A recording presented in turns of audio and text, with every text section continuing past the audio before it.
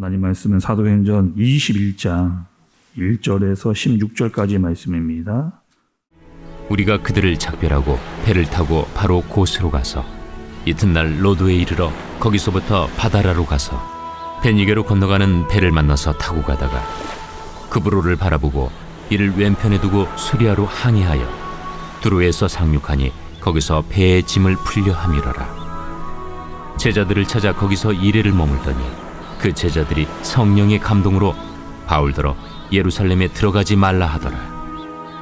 이 여러 날을 지낸 후 우리가 떠나갈새 그들이 다 그 처자와 함께 성문 밖까지 전송하거늘 우리가 바닷가에서 무릎을 꿇어 기도하고 서로 작별한 후 우리는 배에 오르고 그들은 집으로 돌아가니라. 두로를 떠나 항해를 다 마치고 돌레마이에 이르러 형제들에게 안부를 묻고 그들과 함께 하루를 있다가 이튿날 떠나 가이사라에 이르러 7 집사 중 하나인 전도자 빌립의 집에 들어가서 머무르니라. 그에게 딸 넷이 있으니 처녀로 예언하는 자라. 여러 날 머물러 있더니 아가보라 하는 한 선지자가 유대로부터 내려와 우리에게 와서 바울의 띠를 가져다가 자기 수족을 잡아매고 말하기를 성령이 말씀하시되 예루살렘에서 유대인들이 이같이 이 띠 임자를 결박하여 이방인의 손에 넘겨주리라. 우리가 그 말을 듣고 그곳 사람들과 더불어 바울에게 예루살렘으로 올라가지 말라 권하니 바울이 대답하되 여러분이 어찌하여 울어 내 마음을 상하게 하느냐. 나는 주 예수의 이름을 위하여 결박당할 뿐 아니라 예루살렘에서 죽을 것도 각오하였노라. 그가 권함을 받지 아니하므로 우리가 주의 뜻대로 이루어지이다 하고 그쳤노라. 이 여러 날 후에 여장을 꾸려 예루살렘으로 올라갈새 가이사라의 몇 제자가 함께 가며 한 오랜 제자 그브로 사람 나손을 데리고 가니 이는 우리가 그의 집에 머물려 함이라. 아멘. 오늘 여러분 사도행전 21장의 말씀은 바울이 예루살렘을 향해서 계속해서 나아가고 있는 그런 상황입니다. 우리가 금요일 새벽에 말씀을 들었을 때 바울은 어디에 있었느냐? 밀레노에 있었습니다. 그리고 그 밀레노에서 어떤 일이 있었느냐? 에베소 교회 장로들을 불러서 그들과 마지막 작별의 인사를 나누었던 그 말씀을 우리가 살폈죠. 그리고 오늘 말씀에도 여러 지역의 도시의 이름들이 나오고 또 사람들이 나오는 것을 볼 수가 있습니다. 한번 눈으로 1절부터 3절까지를 한번 쭉 여러분 한번 보세요. 여러 지역이 나오는 것을 볼 수가 있습니다. 먼저 고스라고 하는 지역이 나오는데 이 고스라고 하는 지역은 밀레노에서 고스까지 한 60km 정도 떨어진 그런 지역입니다. 그리고 고스에서 로도로 갔는데 여기서도 한 140km, 또 로도에서 바다라라고 하는 곳까지도 95km. 그러니까 계속해서 지금 바울과 바울의 일행이 예루살렘을 향해서 계속 이 지역을 이동하면서 지금 예루살렘으로 해서 향하여 가고 있는 그 여정을 지금 말씀이 기록을 해 놓은 것을 볼 수가 있습니다. 그러니까 결코 짧지 않고 여러 지역을 거쳐서 예루살렘까지 가는 그런 상황이죠. 그리고 가다가 오늘 말씀을 보면 제자들이라고 하는 사람들이 나오는데 이 제자들은 누구냐? 바울을 통해서 복음을 들었던 사람들이기도 하고 또 바울이 세웠던 교회에서 믿음이 자라나고 있는 사람들입니다. 그러니까 그 지역을 계속 돌아다니면서 바울이 교회를 만나고 사람들을 만나고 있는 그런 상황을 우리가 알 수가 있는 거죠. 그리고 바울은 만나는 사람들마다 격려했습니다. 믿음을 잘 지키고 정말 하나님의 사람으로 너희들이 살아야 된다. 그리고 너희는 구원받은 자들이다. 그리고 구원받은 자답게 그렇게 살아야 된다라고 하는 사실을 바울이 사람들에게 계속 알려주고 있습니다. 그리고 만나는 사람들마다 그 사람들이 또 바울에게 어떠한 이야기를 해줍니다. 여러분 그 4절과 11절의 말씀을 좀 보시면 읽지는 않지만 이런 거예요. 바울에게 이렇게 이야기합니다. 바울아, 너 절대로 예루살렘에 올라가면 안 된다. 거기 올라가면 분명히 어려움이 있을 거야. 고난을 당하고 박해를 당하고 너를 잡아 맬 거다. 그러니 제발 가지 말고 다른 지역으로 가라. 아니 다른 지역에 가서도 뭐 선교해도 되는데 왜 굳이 지금 고난이 있고 어려움이 있는데 거기로 너가 지금 들어가려고 하느냐. 사람들이 다 만류를 하고 있는 그런 상황입니다. 근데 바울이요, 정확하게 자기의 뜻을 그 사람들에게 이야기해요. 나는 가야 된다는 거예요. 나는 예루살렘에 가야 되는, 왜 거기에 가야만 하는 분명한 이유와 목적이 있다라고 하는 사실을 그들에게 알려줍니다. 그리고 나는 지금 죽을 각오도 돼 있다. 내가 심지어 거기에 가서 내가 죽다 하더라도 나는 거기에 가야 된다. 그러니 나를 막지 말아라. 얘기를 하면서 바울을 만나는 사람들마다 다 울면서 그렇게 이야기를 하니 바울이 내 마음을 아프게 하지 말아라 라고 그렇게 이야기를 하는 겁니다. 오늘 여러분이 바울을 보면 지금 고난과 어려움이 있음에도 불구하고 지금 예루살렘으로 올라가려고 하는 바울의 모습을 보니까 누가 떠오르느냐? 예수님이 떠오릅니다. 예수님이 어떻게 했어요? 예수님 분명히 내가 예루살렘에 가면 결박과 고난과 십자가가 있다라고 하는 사실을 예수님이 이미 알고 계셨어요.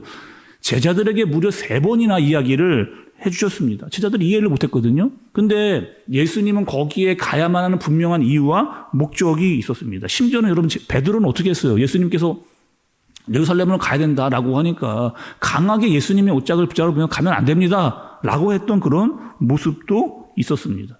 왜 바울은 지금 예루살렘으로 가야만 했을까요? 여러분 지금 우리가 바울의 1차, 2차, 3차 선교 지역을 다 지금 다루었는데 그리고 마지막에 바울은 왜 예루살렘으로 가야만 여러분 했을까요? 먼저 이 예루살렘이라고 하는 곳에는 교회가 있었습니다. 예루살렘 교회 초대교회죠. 그리고 그 교회에는 사람들이 모여 있었는데 그 대부분 지금 예루살렘 교회에 모여 있는 사람들의 주축은 누구냐? 유대인들이었습니다. 유대인들이 대부분 그 예루살렘 교회를 차지하고 있었어요. 그리고 아직도 벽이 남아 있었어요. 그 벽은 뭐예요? 유대인과 이방인의 벽, 차별이 아직도 그 초대교회에 남아 있었습니다. 그리고 지금 바울이 선교를 하면서 여러 지역을 다니면서 복음을 전하면서 바울이 분명하게 깨달았던 사실인데 그것이 뭐예요? 유대인이나 이방인이나 다 하나님께서 너희를 구원하셨다. 이 구원이 다 너희에게 임한다라고 하는 사실과 함께 이방인인데도 성령이 임하더라. 그들에게 성령이 임하고 그들이 하나님의 능력이 나타나더라라고 하는 사실을 바울이 가는 곳마다 이방 지형들마다 다 깨닫게 되어 진 겁니다. 그리고 그 일에 내가 증인이다라고 하는 이 사실을 지금 예루살렘 교회에 가서 분명하게 이 말을 해줘야 되는 목적과 이유를 바울이 가지고 있는 겁니다. 또 지금 바울이 예루살렘에 가야 되는 이유가 또 있었는데 무엇이냐? 이방 교회에서 그 헌금을 모아서 바울에게 이렇게 전해준 거예요. 왜 지금 예루살렘 교회에 왜 헌금을 전해줘야 되느냐? 그 당시에 예루살렘에 기근이 있었습니다. 그리고 교회적으로 굉장히 재정적으로 어려웠어요. 예루살렘 교회가. 그러다 보니까 여러 이방 지역에 있었던 교회들이 헌금을 모아가지고 바울에게 부탁을 합니다. 이 헌금을 예루살렘 교회에 좀 전해줘라 라고 그렇게 전달을 해주는 거예요. 여러분 이 일이 보통 일이 아니잖아요. 다 예루살렘 교회를 통해서 복음을 들었던 복음에 빚진 다 교회들이었는데 그 교회들이 이제는 가만히 있지만은 않고 그들도 헌금을 모아서 지금 예루살렘 교회로 지금 보내고 있는, 그러니까 그만큼 이들도 믿음이 성장되어져 있는 것을 볼 수가 있는 겁니다. 그리고 복음 안에서 지금 어떤 의미를 가지고 있는 거예요? 단지 그냥 헌금만 그들에게 보내는 게 아니고 성경비만 보내는 게 아니고 구제비만 보내는 게 아니고 우리는 하나다라고 하는 사실을 이방 교회도 지금 예루살렘 교회에게 표현을 하고 있는 그 증거를 삼고 있는 것을 보여주고 있는 겁니다. 중요한 건 이 헌금을 예루살렘 교회가 받을까 안 받을 거냐의 문제인 거죠. 어쩌면 유대인들이 너는 받을 수 없다. 아니 이방인들이 우리에게 헌금을 한다고 이건 있을 수 없는 일이라고 받지 않는다고 한다면 이것은 또 어떻게 되는 거예요? 하나가 되지 못하는, 보내는 쪽도 받는 쪽도 하나가 되지 못하는 그런 우려를 가지고 있는 그런 상황이에요. 그래서 바울은 어떻게 한 거예요? 내가 가야 된다는 거예요. 내가 가서 이 상황들을 이야기해 줘야 된다는 그 명분을 가진 겁니다. 이 헌금의 의미가 그냥 단순히 재정적으로 도움을 주려고 하는 것이 아니고 어떠한 의미를 가지고 있는지, 이방 교회들이 왜 이것을 모아서 예루살렘 교회에 보내고 있는지 정확한 그 이유를 내가 설명해 주어야 된다. 결론적으로 그 안에 뭐가 들어있는 거예요? 이방인이나 유대인이나 우리는 다 하나다. 서로가 서로를 지금 돕고 있다라고 하는 사실을 이야기해 해주신 거죠. 그 모든 일들은 하나님께서 이렇게 지금 하고 계신 것이다라고 하는 사실을 알려주어야만 되는, 결국에 여러분 이건 거죠.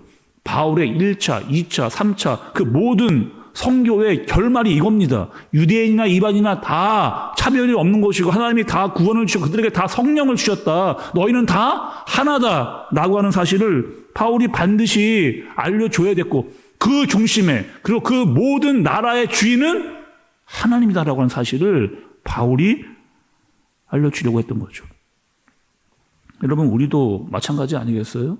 우리는 바울처럼 여러 지역으로 막 선교 다니지는 못합니다. 그러나 우리가 있는 곳 자체가 여러분 선교지예요. 우리를 보내신 곳 자체가 선교지예요. 왜? 믿지 않는 사람들이 너무나 많습니다. 여러분 직장 나가서 보세요. 직장생활, 사회생활 해보세요. 믿지 않는 사람들이 얼마나 많은지. 근데 그곳에서 하나님은 뭐라고 이야기하시는 거예요? 거기서 복음을 증거하라는 거예요. 그들과 우리가 차별이 없다. 그들에게도 구원이 임해야 되고 그들에게 성령이 필요하다라고 하는 사실을 그들에게 알려주라는 겁니다. 근데 우리는 늘 전도 앞에서 이런 핑계를 많이 대잖아요. 아유, 분명 하나님, 우리가 복음은 전에도 듣지 않을 겁니다. 지금 제 상황이 뭐 지금 전도할 상황은 아니거든요. 나중에 하겠습니다. 이런 핑계를 대지 말라는 거예요. 그들이나 우리나 다 하나고 우리는 먼저 구원을 받은 자고 우리를 보내셨다. 그러니 그곳에서 복음을 증거하라 말씀하시는 겁니다. 바울이 그거를 지금 하고 있는 거죠. 예루살렘 교회나 여러 이방의 지역을 다니면서 바울이 깨닫고 알았던 그 복음의 능력, 그것을 전하라 이야기하고 계시는 겁니다. 바울은 끝까지요 예루살렘 교회로 가려고 했어요. 그리고 그곳에 가려고 하는 이유와 목적이 분명했습니다. 우리도 마찬가지예요, 여러분. 교회에 모여 있고 말씀을 듣고 복음의 능력을 아는 자입니다. 그리고 흩어져야 돼요. 우리의 가정과 직장과 사업장과 그래서 무엇을 내야 되느냐, 거기서 복음의 능력이 무엇인지를 전하는 사람으로, 무엇보다 하나님이 어떠한 분이신지를 드러낼 수 있는, 하나님이 하나님 되심을 나타내는, 그리고 복음을 증거하는 그 사명을 감당하는 저와 여러분들 되어지시기를 예수님의 이름으로 축복합니다. 기도하겠습니다. 하나님 아버지, 우리도 바울과 같이 보내셨습니다. 우리가 먼저 교회 안에서 우리가 다 하나라고 하는 사실을 잊지 않게 하여 주옵소서. 먼저 우리가 하나님의 사랑과 은혜와 능력을 알고 깨닫게 하여 주옵소서. 그리고 우리만 알고 있지 않고 세상으로 보내시고 그곳에서 흩어져 주의 주되심을 드러내게 하여 주옵소서. 복음의 능력이 나타나게 하여 주옵소서. 예수님의 이름으로 기도드리옵나이다. 아멘.